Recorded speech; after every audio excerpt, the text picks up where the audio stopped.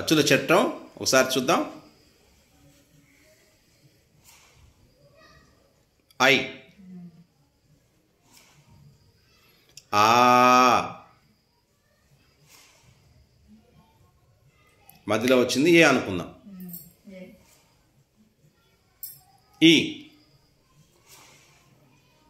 ఈ, ఊ, అ, అహ, ఆ, మధ్యలో వచ్చింది ఇంకోసారి. ఆ, ఓ,